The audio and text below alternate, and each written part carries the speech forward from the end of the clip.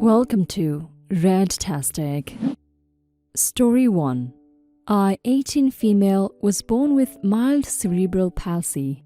My biological parents weren't financially stable enough to support and watch over me all the time, considering that I have 2 older sisters that they had to take care of.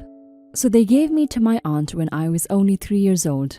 My aunt had a stable job as a middle school teacher and didn't have any family to support. So most of her income was allotted for my needs, including my medications and regular therapy. Everything paid off when I was finally able to walk and live like a normal kid.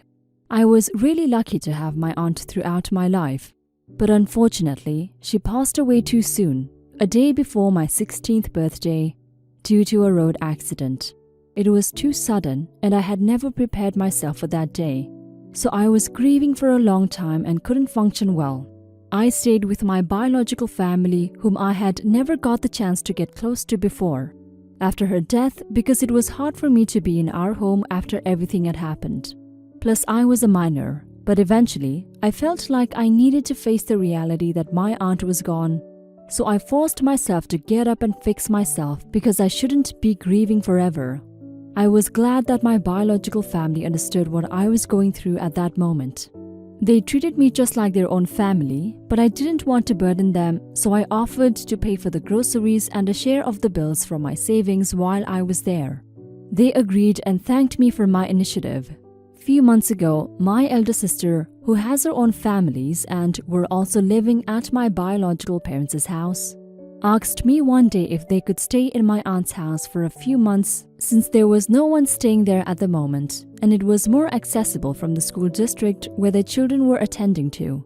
Then they added that my aunt's house was bigger and nicer than my biological parents' overcrowded home. I felt guilty that I had to add more to that overcrowded home, but I knew that I wasn't ready to face the changes I would encounter if I went back home. So I agreed to their request to let them stay there for a while. But a day before they were supposed to move out, I overheard them talking about their hideous plan to stay in my aunt's house for at least a year to be eligible for tenants' rights. Then they added that they could threaten me that they would file a case in court and I would be jailed if I tried to tell them to leave. I got scared at that moment because I was barely 18 at that time and therefore didn't know how the law completely worked. But the next thing they said infuriated me the most. They were planning how they would scare me into selling the house and giving them the majority of the sales as a settlement. I was disheartened hearing all of those from them because I thought they were good. And I knew how my aunt worked so hard to build that house, and that house was all I had to keep all the memories we shared together. All I wanted to do at that moment was to leave, and that was exactly what I did. I packed my things and booked a cab to my aunt's home, without any of them knowing. My biological sister tried to visit me for whatever reason in the following days, but I evaded them. I no longer wanted to associate myself with any of them after everything that happened. Am I the a-hole in this situation? Update. I'm happy with how everything is going with my life right now, although there are times that I still find myself relapsing from everything that happened, especially during special occasions when I don't have anyone to celebrate with anymore. At least now I know how to get myself together and continue living my life all by myself. You're not the a-hole, OP. Your biological family members are big a-holes. Your parents left you with your aunt since you were so little, and yet they didn't try to build a relationship with you. They made you not feel like a daughter of theirs but a stranger instead. When your aunt died, they should be there for you. You shouldn't have felt like an outsider in your own family. They wanted to take advantage of you at your very lowest. That's not what families do to each other. I'm glad you were smart enough to leave and never look back. It will be hard for a while, but soon I'm sure you will find your own found family. Take care, OP. Story 2. I never wanted kids. The idea of family is very suffocating to me, and I was never willing to date a man with children. When I met my husband, he said he didn't have any and didn't want any. A year later, when he was drinking, he admitted that he had gotten his high school girlfriend pregnant when they were both 18 and begged her to abort. But she hadn't wanted to, so he had a son who he never met, and he had signed away his parental rights. I was annoyed that he lied, but I 100% believe that men have the right to walk away. When my stepson was 16, his mother passed away and he found my husband's contact information from an old friend. I completely supported my husband taking him and stepping up, and I actually really liked him. We have a good friendship, but obviously he doesn't view me as a parent. He married the most annoying woman ever and they have 3 children. He recently asked if we would be able to babysit overnight so they could go to a wedding. My husband agreed and I reminded everyone I don't babysit.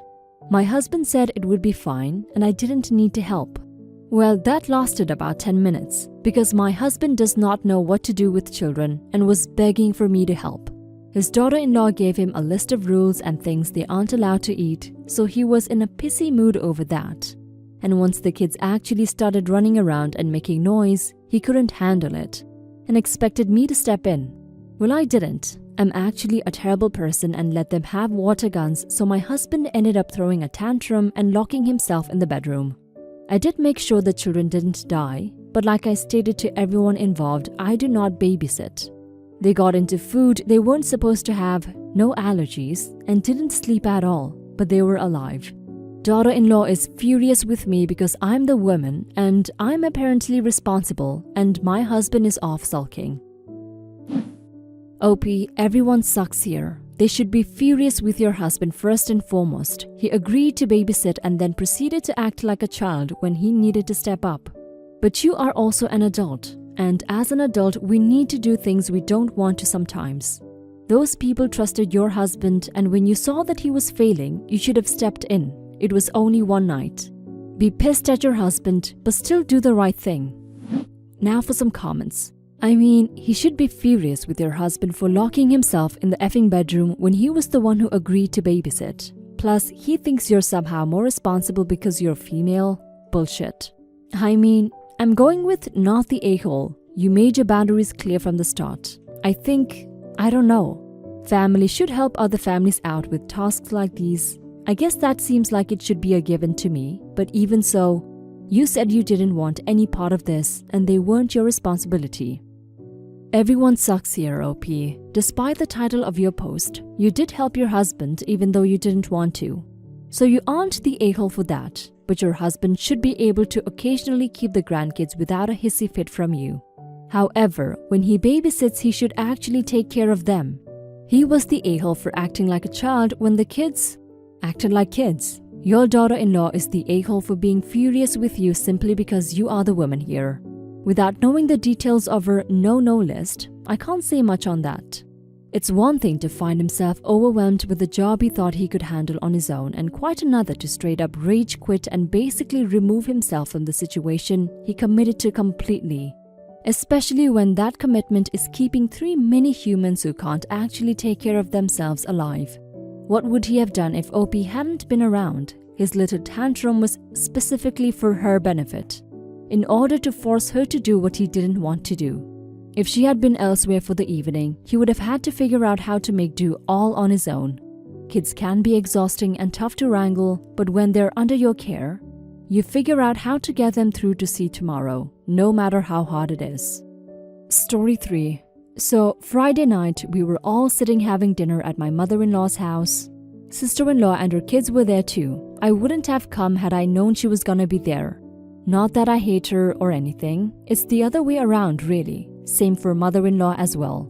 Anyways, as we were sitting, her 5-year-old daughter, who's insanely obsessed with dinosaurs and things like that, started playing with her spoon, making a very annoying and disgusting sound with it. Nobody was saying anything. They were okay with it. How come they weren't as annoyed as I was? I looked at my wife for a minute like, what the? Shouldn't someone say something about this? And damn right it had to be me. I said, stop. And she said, that wasn't me, that was Hado, something Saurus. Can't remember the name of the dinosaur. He's trying to take my dinner and continued to make that loud noise and imitate dinosaur sounds. I told her that's not true and that dinosaurs are extinct, hoping that what I just said would make her stop. She said, no, they're not. And I said, yes, they are. Have you seen one in real life? She looked at me with her eyes almost tearing up. Sister-in-law decided to take part in the conversation and said, well, it's not like we have to go out and look for them. They're sitting right here with us on this very table. I knew she meant to say that I'm a dinosaur. I replied and said, "Yeah, well, they aren't real if you can't see them." And that was it. Her daughter started crying hysterically, jumping up and down, almost falling out of her chair. Then after 30 seconds of yelling, she ran upstairs, knocking down everything on her way. Sister-in-law gave me a nasty look, slammed her fork aggressively and followed her daughter. Mother-in-law looked at me and told me that what I did was inappropriate and that I was acting like a 5-year-old. Really? I wasn't the one who made annoying, disgusting sounds and was jumping up and down while everybody else was trying to have dinner peacefully. She told me I should apologize to them, and she didn't ask. It sounded like she was giving me an order. Of course, I apologized, but I only did it for the kids' sake. I don't, and I repeat, I don't have a problem with a 5-year-old. That's ridiculous. But I do have a problem with the way sister-in-law's kids behave. This happens all the time.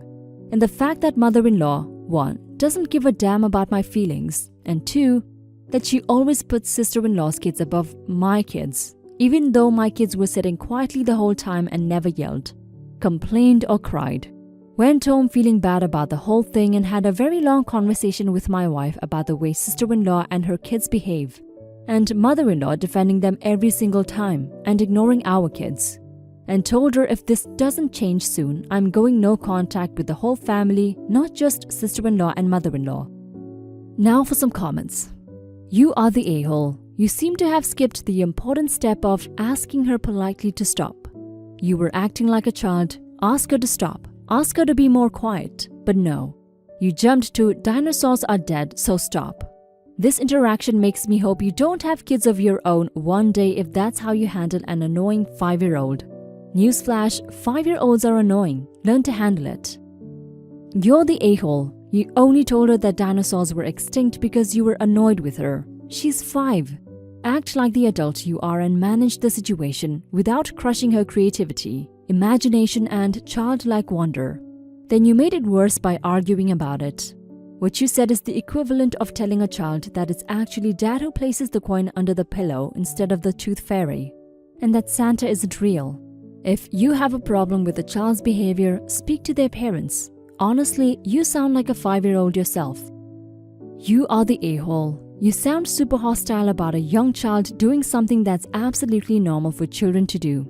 I mean, she was playing with the spoon and making disgusting noises with it. It's not like she was stabbing people with a fork or banshee screaming in a restaurant.